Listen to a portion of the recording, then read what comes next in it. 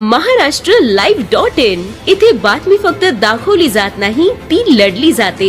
Subscribe करा, like करा, share करा, बेल आयकॉनला टच करा। विजय मोठा आहे। या देशाच्या युवकांनी दाखवून दिले की ते आता या सरकारला प्रश्न विचारण्यापासून घाबरणार नाहीये आणि फक्त प्रश्नच विचारणार नाही। गरज जर पडली तर सरकारला लाईनीवरी आणण्यासाठी हे या देशाचे युवक आता तयार झालेले आहेत। तर सरकार आता हे जे सगळं बाकी राज्यात स्टुडंट्सला सतवती, धमक्या देते अरेस्टच्या, त्यांच्या घरी चालली डिटेन करण्यासाठी सरकारने थांबावं, आता तरी लाईनीवर यावं।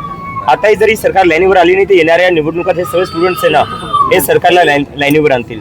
इशारा म्हणावा लागेल, आंदोलन करण्याची वेळ येईल असं आता दिल्लीमध्ये आणताच येते। जर वेळ आणलीच तर आम्ही बसू पुन्हा एकदा। आणि या सरकारला मी आता सांगतोय, स्टुडंट्सला तुम्ही अजून सतावू नका। स्टुडंट्सचा जर तुम्हाला असं वाटत असेल त्या दिवशी राजीनाम्यानंतर राग कमी झाला असेल, स्टुडंट्सचा राग कमी झालेला नाहीये। स्टुडंट्सचा राग फक्त हा एका मंत्र्याविरोधात नव्हता, तो पूर्ण सरकार विरोधात आहे। तर सरकारने हलक्यात घेऊ नये, स्टुडंट्सला पोलिसांवर घरी पाठवून त्यांना त्रास देऊ नये। पण तुमच्या ताकदीपुढे सरकार झुकलेलं पण दिसतंय या सगळ्या याच्यामध्ये बऱ्यापैकी। झुकलंच पाहिजे ना, लोकांसमोर झुकण्यात सरकारला लाज कसली? लोकतंत्रामध्ये सरकारला लोकांसमोर झुकावं लागतं, त्यात काय? नाही, असं आहे की काही गुन्हे इतर राज्यातनं अजून मागे घेण्याच्या संदर्भात काही सरकारशी बोलणं झालं का? म्हणजे बोलणं चालू आहे, आश्वासन दिलं होतं, लेखी अजून काही आले नाही, आम्ही त्याचीच वाट बघतोय। आणि पण न्यूज येत आहेत, रिपोर्ट्स येत आहेत की बाकी राज्यात खूप त्रास देत आहेत स्टुडंट्सला। दिल्लीमध्ये चालू आहे, मला बरेचसे कॉल आले की त्यांच्या स्टुडंट्सच्या घरी पोलीस चालली आहे, तर सरकारने थांबावं, नाही तर हा राग अजून वाढेल आणि ते सरकारला मागात एक आक्षेप घेतलाय, बुलेट ज्या मारल्या पोलिसांनी त्यावर सुद्धा तुम्ही स्टुडंट्सवर पेलेट गन्स मारण्याचं काय? पेलेट गन तर पहिली गोष्ट ही वापरण्यातच नाही देशातल्या कोणत्याच नागरिकावर, फक्त स्टुडंट्सच नाही, तुमच्या देशाचे नागरिक आहे ना, काय आतंकवादी तर नाहीये। काय म्हणून तुम्ही पेलेट गन वापरले? ज्यांनी कोणी पेलेट गन्सची ऑर्डर दिले, मग ते अमित शहा किंवा असू नये, त्यांच्यावर कारवाई झाली पाहिजे।